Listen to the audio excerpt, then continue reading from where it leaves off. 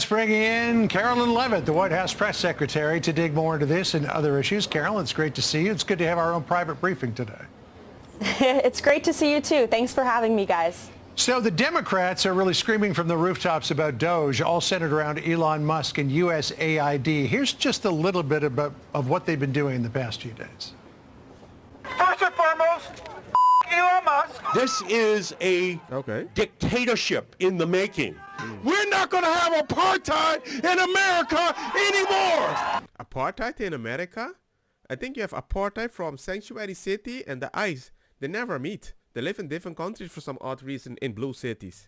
So here's the interesting thing. A Reuters Ipsos poll that was done right after the USAID news broke found that 56% of people would like to see all foreign assistance programs suspended, which is leading a lot of people to say that the Democrats have picked a very weird hill to die on. Yeah.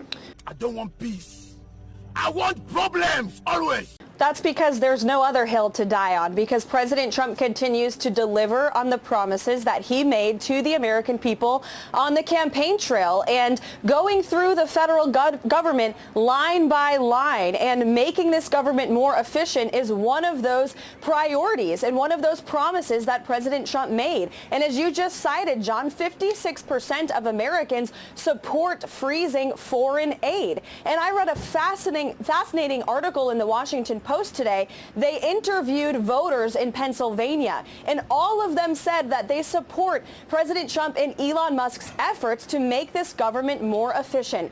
Simple. It's like it's not they don't feel that you don't treat them good. It's just that they know you're helping others way better than them for so long. These nuts. These nuts are mine. I don't share my nuts. Got it? This USAID thing that's going on, Mike Benz has been on that like a pit bull, and I've been following him on X, and he's going to come back on here and kind of explain everything. But he explained it the last time he was here, and I don't think I really grasped it until Elon's 6 wizards. He brought in some young wizards to go in there and go over the books, and they are just finding crazy shit. Yeah. It's great. And it's so interesting. I was listening to a left-wing podcast today. I like to mix it up. I listen to all kinds of different stuff. And You have to do it once in a while, but the thing is you enter a world that literally denies everything that you're seeing. They just don't engage with it. And it was like I was listening to a different world. Like, they weren't even talking about all of this corruption and all this obvious buying of influence. Instead, they were talking about aid overseas and how people are going to starve. And like, it's mind-boggling. And there's also, I have to say, I'm upset at the general pattern of a failure to recognize how right those of us who hypothesized that there was a racket that had overtaken our entire governance structure. We turn out to be absolutely right about this, and no one's going to mention it. Because it's not that we can predict things that's going to happen, but we see a tendency that if somebody says, we need to be empathetic, you don't care about these people, bada bing boom bash, I know exactly what you're going to do if I apply too much empathy. That's mind-blowing. It's very strange that the media is ignoring it, especially the left-wing media. It's just too big of a win for the right, and so they're just ignoring it. It's not too much of a win. They need to lose so many things that they saw the pattern, but they denied it. Why would you say that? Fix it. Why would you say that? And then they were just highlighting the good things that USA did, which I'm sure it probably did. Probably had to do some good things to like at least justify its existence. As a cover story, I'm not even sure. Maybe it doesn't change anything. Obviously, this was a mechanism used to funnel money to all sorts of things that we didn't vote on, that don't make sense in light of our constitutional structure. That's the scary part. Fund money to things that we didn't vote on by people that didn't even give us a choice. But supposedly they're funding the thing that certain people in the Democratic Party are saying, that's a good thing, we need to keep that. First and foremost, Elon Musk. That's like a good mom defending the bully, saying, but he's a nice kid, not knowing that he's beating other kids, but we're never allowed to challenge him because mommy says he's a nice kid. You know, I obviously have concerns like everybody else about where this train takes us, but seeing that structure broken up it's a huge relief. They gave $27 million to the George Soros Prosecutor Fund. So our own Those people that kept getting released from BLM, remember, those people. government is funding this left-wing lunatic who is hiring the most insane prosecutors who are letting people out of jail who commit violent crimes. And that's exactly how this racket worked, is that the ability to tax the American public and then effectively get us to pay for being propagandized, for being surveilled, that's the game. And I don't know what era we currently live in. Obviously, there's a lot that's confusing about what the Trump administration is up to, but I don't think any reasonable person could be unhappy that we are exiting that era. I'm going to read off some of the things that this guy Kanakota the Great on Twitter this is gonna be listed. good. And this is off the Jesse Water Show. USAID, $20 million for Iraqi Sesame Street, $2 million for Moroccan pottery classes, $11 million. Pottery classes? Well, I want to give those classes because that means I'm getting paid.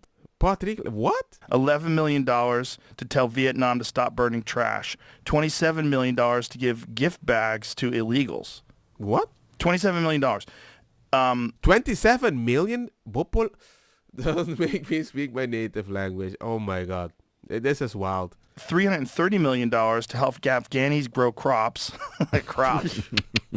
I wonder what those crops are. What's their biggest crop, Brett? It's going to be the poppy seeds for bagels, I'm thinking. Opium! I missed the part where that's my problem. $200 million on an unused Afghani dam. $250 million on an unused Afghani road. What? This is wild. That's a lot of money to send to Wait. Did we just leave Afghan and I was sending them money? I'm like, bruh, I don't get what the heck. Aren't they Talibans? I mean, some of this stuff is really, really crazy. Well, yes, and, you know, USAID is, of course, riddled through whatever international madness it is that caused us to open our southern border and facilitate an invasion through the Darien Gap. So, really, you know, seeing that... They have an effect on the southern border? Well, then again, they do fund NGOs that not always align with the politics where they establish. But then again, it would not surprise me they fund them with boats, phones, and all those things to reach other countries. Just like they stumbled on that island in Italy and totally swarmed the inhabitants like it's 50-50 white, black suddenly because African randomly appeared. I was like, how could you do that to a country? And I always thought, if the government keeps saying we don't know where they're coming from, but we need to help them, I always thought, who the heck is helping these people? And now it makes sense. Somebody is funding them, and a possibility, USAID. That structure laid bare is... It almost feels like it can't be real. Like it can't have been this close to the surface, and yet here we are. Yeah. They were spending, is this number correct? I think the number that I read was $600 million every 2 months to ship in illegals. Ta-da! I knew it. I saw that. I thought it was just one random things. If he saw it too, if I'm right again, I guess I'll get the medal again.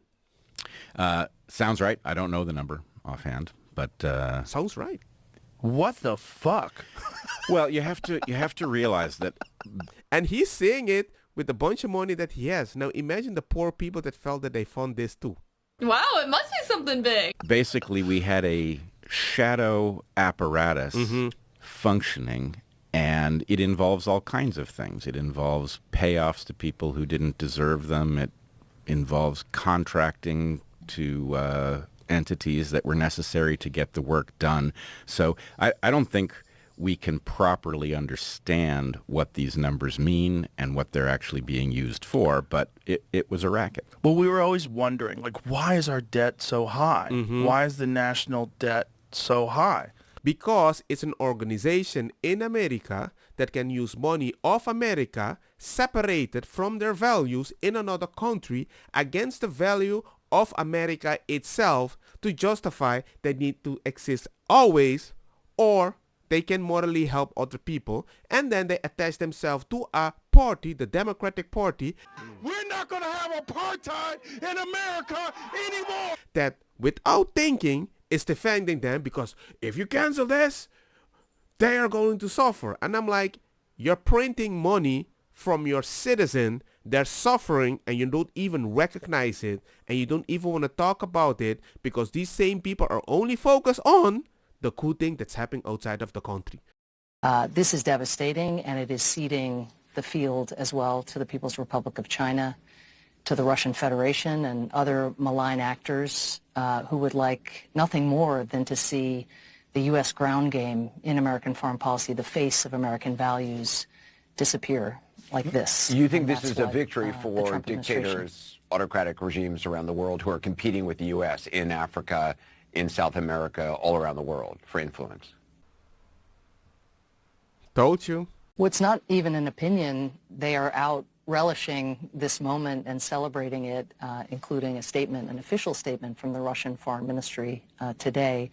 So this is a disaster, not just from a humanitarian standpoint, from the standpoint of all the beneficiaries who may in fact die because they won't have access to U.S. resources, but it's a disaster for U.S. national interests and national security. I can understand the national security part, but the problem is the amount of things that you have been funding were literally focused on a small percentage for a huge amount of money that I've never seen you spend on your own country. Don't get me wrong, ako sa kitabang, put the fire na mi blonde kush, hash purple skunk, criollo, colombici, jam, turlo, keta, verdeta, welcome.